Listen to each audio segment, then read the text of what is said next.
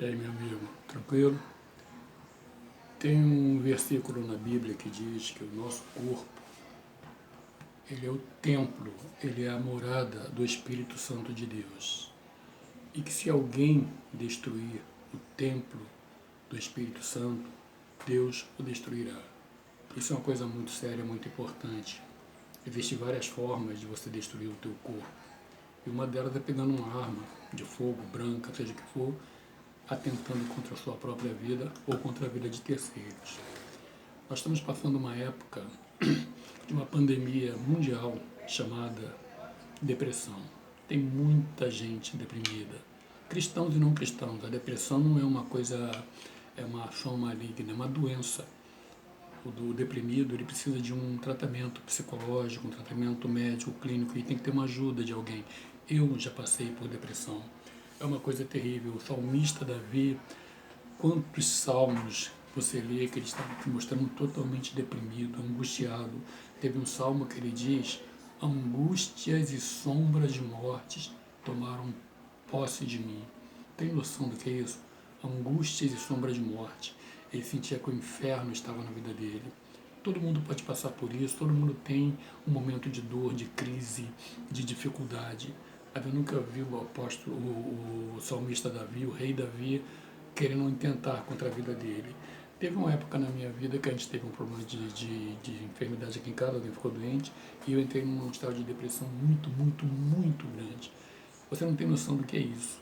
Parece que o inferno, ele saiu lá das profundezas, ele subiu até você e fez festa na tua alma. Eu fiquei 5 dias sem conseguir dormir, eu não conseguia dormir, eu não tinha paz, eu não tinha prazer em nada.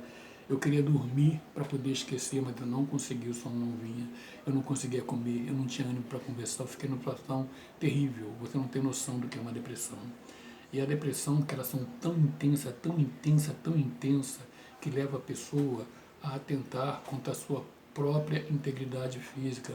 Muitas pessoas que se matam, que tiram a própria vida num ato de depressão, elas não estão querendo matar, tirar a sua vida, elas estão querendo fugir da dor, elas estão num momento que ela não aguenta mais, elas estão num estado que ela chegou no seu limite. Mas uma coisa é você ser deprimido, outra coisa é você pensar em atentar contra a sua vida. Porque quando eu passei por esse momento, em época alguma eu pensei em dar cabo da minha vida. Eu sempre pedia para Deus: Senhor, estou passando uma situação que eu não aguento mais. Se o Senhor quiser, me tira, me leva para o Senhor, porque eu não tenho mais por que estar aqui.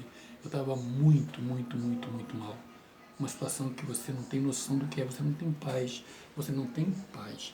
O inferno, meu amigo, você não tem noção do que é o inferno. O inferno é um lugar terrível, porque além da dor, a Bíblia diz que lá é fogo, consumindo toda a sua carne. A pessoa que vai para o inferno, ela vai ganhar um corpo onde ela vai sentir toda a dor da chama, mas aquele corpo não vai ser destruído. Além da dor, vai ter os vermes comendo aquela pessoa, como um corpo quando morre e vai para a sepultura, aqueles vermes vão estar lá atormentando aquela pessoa, comendo aquela pessoa, e além disso vai ter o estado de alma, a tristeza, a depressão, a angústia, a vergonha de saber que negou o plano de Deus, que perdeu a oportunidade. O inferno não é brincadeira. Você pode imaginar a pior doença que existe nesse mundo, que faz o homem sofrer. Ela não é nada perto do que as almas perdidas já estão experimentando no inferno, e que muita gente que estão saindo daqui, deste mundo, nesse momento, estão encontrando lá. O inferno é horrível. E uma das coisas que vai estar lá é a depressão. No seu estado máximo, vai ser um lugar de angústia.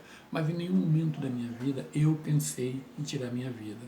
Aí chegou uma hora que eu conversei com um irmão em Cristo muito amado, conversei com ele, falei o que estava acontecendo comigo, ele ficou muito envolvido. Um dia de madrugada, ele ligou para mim, um irmão, poxa, amo aquele irmão como se fosse meu irmão, não só físico, não só em Cristo, mas irmão de carne e sangue, um irmão muito especial, muito abençoado, lá da minha igreja. E ele ligou para mim de madrugada, ficou preocupado, orou por mim.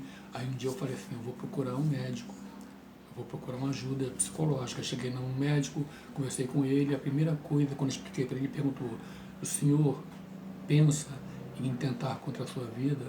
Eu disse: não, nunca. Sabe por quê, irmão? Porque a Bíblia diz que não te veio tentação que te veio acima da sua capacidade. Eu pedi a Deus para me levar, mas para eu atentar contra a minha vida, não. Mesmo porque eu tenho esse conhecimento, que a Bíblia diz que o nosso corpo é o templo do Espírito Santo, e que se alguém destruir o templo do Espírito Santo, o próprio Deus o destruirá. Cada um tem um pensamento a esse respeito. Uma vez eu estava conversando na escola dominical, eu vi várias opiniões diferentes. Eu tenho a minha. Eu acredito que o teu corpo é sagrado, você não pode destruí-lo. Mas pessoas têm diferente. Eu vi uma vez um testemunho, alguém falando que um pastor estava num estado de depressão tão grande, ele botou a sua melhor roupa, pegou o envelope do dízimo, botou ao lado da cama, pegou uma arma e se matou. Deus me livre e guarde. Pegou o dízimo dele, entregou e se matou. Gente, o nosso corpo é o templo do Espírito Santo. Eu experimentei uma depressão terrível, terrível, terrível, terrível. Mas eu nunca pensei em tirar minha vida. Porque eu sei que lá do outro lado é bem pior. Eu pedi a Deus, Senhor, me leva, porque eu cheguei no meu limite, eu não tenho mais. Mas Deus usa você quando você não é nada. Quando você está no seu limite, Ele diz, diga ao fraco, sou forte. Eu me lembro que naquela época, a irmã de um amigo meu, um grande querido amigo de infância, né? Ela estava com câncer e ela faleceu. E ele ligou para cá e falou assim, Jorge, vamos, antes dela falecer, no dia antes, ele falou assim, Jorge, vamos visitar minha irmã porque ela está muito mal. Aí eu falei para ele assim, poxa, minha amiga, eu não tenho condições agora, eu estou muito bem, vamos deixar para outro dia. Ela falou assim, se você não for hoje, não vai ter outra oportunidade, que ela está tão mal que eu creio que ela não vai passar de hoje. Aí eu falei, tudo bem, eu vou, mas Deus sabe a situação que eu estava. Eu estava mal, no chão, arrebentado, não tinha condições de levantar da cama. Mas pelo poder de Deus, eu falei, então vamos. Eu tomei um banho, botei a roupa naquele mesmo dia, naquela hora, saí, encontrei com ele, fomos ao hospital. Chegou lá, ela estava num plano de saúde e tinha umas 3 ou 4 pacientes na minha enfermaria, com os seus acompanhantes. Aí eu cheguei, fui conversar com ela, perguntei como é que ela estava com uma falta de ar terrível. E ela nunca quis saber de Jesus, nunca, nunca, nunca, fugia quando eu ia falar de Jesus, mas Deus às vezes tem que espremer a oliva para que ela dê o azeite, né? Se a oliva não foi imprensada, o azeite não vem. Então Deus espremeu aquela oliva porque ela era escolhida e Deus me levou lá. Quando chegando lá no quarto, eu falei, minha amiga, não vou falar o nome dela porque não convém, você permita que eu faça uma oração para você? Ela falou assim, ela balançou a cabeça, o câncer já tinha feito metástase, estava no pulmão, ela estava com muita falta de ar, e ela estava na angústia. Aí eu comecei, eu falo para você de Jesus sempre, você conhece a palavra de Deus, mas você nunca quis se importar com Jesus. Você estava nessa situação, eu não sei o que Deus vai fazer com você. Ele pode te curar ou ele pode te levar. Se ele te levar, você não está preparada para ir, porque a Bíblia diz que nenhum outro nome há pelo qual importa que sejamos salvos no seu nome de Jesus. E você nunca teve preocupação com Jesus. Eu não sei o que vai acontecer com você. Você não gostaria de reconsiderar e a partir desse momento entregar a tua vida nas mãos de Jesus, para caso Ele resolva te levar, você ter uma vida eterna? Ela falou assim, eu quero. Eu falei, você tem certeza ou está falando isso só para me agradar? Ela falou assim, não, eu quero aceitar Jesus. Eu falei, então você faz uma oração por você. Botei as mãos na cabeça dela, orei por ela, pediu que o Senhor escrevesse o nome dela no livro da vida, e que a partir daquele momento ela era uma irmã em Cristo. Orei por ela, saí que eu estava muito mal, falei, meu amigo, eu vou embora. Aí, quando saí, eu saí de lá, descer umas 4 horas, quando foi 11 horas da madrugada da noite, ela faleceu. Foi com Jesus. Como aquele ladrão que estava na cruz junto com Jesus, tinha uma direita e uma esquerda. Um zombava, se tu és filho de Deus, desce da cruz e tira de nós daqui mesmo. O outro falou assim, poxa, você não teme a Deus, nem estando na mesma situação, virou para Jesus e falou, Senhor, lembra-te de mim quando entrares no teu reino.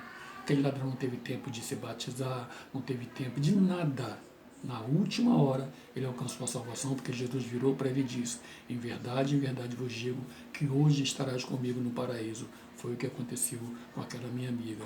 Algumas horas depois que ela aceitou Jesus, o Senhor levou ela, hoje ela está na glória, vivendo aquilo que a Bíblia diz. O que os olhos não viram, o coração não sentiu, e o que não subiu ao entendimento, é o que Deus tem preparado para aqueles que o amam.